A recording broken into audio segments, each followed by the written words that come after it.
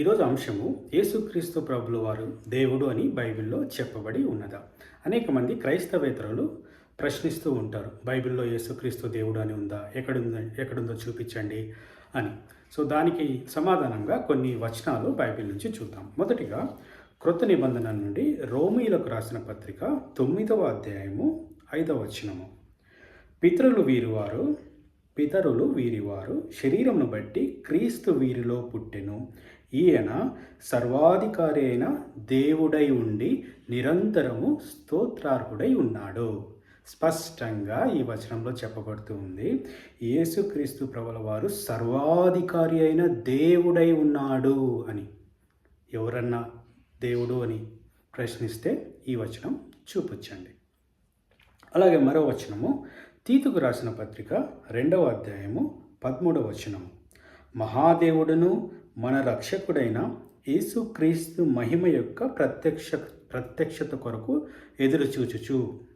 మహాదేవుడు, ఇంతకుముందు సర్వాధికారైన దేవుడు. ఇక్కడ తీతుకు రాసిన పత్రిక 2వ అధ్యాయము 13వ వచనము. మహాదేవుడును మన రక్షకుడైన యేసుక్రీస్తు అంటే ఇక్కడ కూడా యేసుక్రీస్తు ప్రభుల వారిను దేవుడు, మహాదేవుడు, గొప్ప దేవుడు అని చెప్పబడుతూ ఉంది. గమనించారా?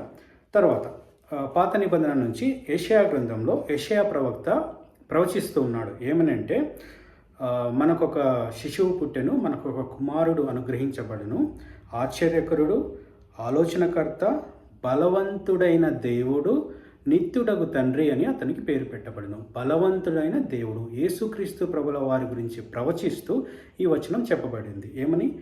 బలవంతుడైన దేవుడు అని ఆయన్ను పాత నిబంధనలో కూడా చెప్పబడుతూ ఉన్నది. సో ఈ వచనాలు చూస్తే మనము యేసుక్రీస్తు ప్రభుల వారు దేవుడు అని చెప్పవచ్చు. సో బైబిల్ గ్రంథం మొత్తం కూడా పరిశుద్ధాత్ముని ప్రేరేపణతో రాయబడిన గ్రంథం. అందులో ఏ వచనం ఉన్నా కూడా అది దేవుని గురించి బయలుపరచబడిందినే మనం నమ్ముతాం. ఎవరన్నా ఇక్కడ ఉంది అక్కడ లేదు ఈ విధంగా అంటే గిన ఒక వచనం లేదా 2 వచనాలు స్పష్టంగా దేవుడు అని చెప్పాయంటే ఆయన దేవుడు. ప్రతి అధ్యాయంలో కూడా ప్రతి గ్రంథంలో కూడా యేసుక్రీస్తు యొక్క దైవత్వము చెప్పబడుతూ ఉంటుంది. ఆదికాండం నుంచి ప్రకటన గ్రంథం వరకు డైరెక్ట్గానో ఇండైరెక్ట్గానో ప్రవచనాలు కానివ్వండి, లేదంటే ఆయన గుణలక్షణాలు కానివ్వండి చెప్పబడుతుంది. దేవుని కృప అయితే మరొకసారి ఆ అంశాలని మనం చూస్తాము. ప్రస్తుతానికి ఎవరన్నా మిమ్మల్ని ప్రశ్నిస్తే ఈ వచనాల ద్వారా సమాధానం చెప్పండి. అంత మాత్రమే కాకుండా తిరిగి వారిని కూడా ప్రశ్నించండి. వారు నమ్ముతున్న విశ్వాసాలు, వారు నమ్ముతున్న దేవుళ్ళ గురించి వారి గ్రంథాల్లో ఎక్కడ చెప్పబడి ఉంది దేవుడు అని కానీ దేవత అని కానీ ఎక్కడ చెప్పబడి ఉంది చూపించమనండి రెఫరెన్స్లు. దేవుడి వాక్యాన్ని దీవించుగాక. Thank you very much. God bless you all.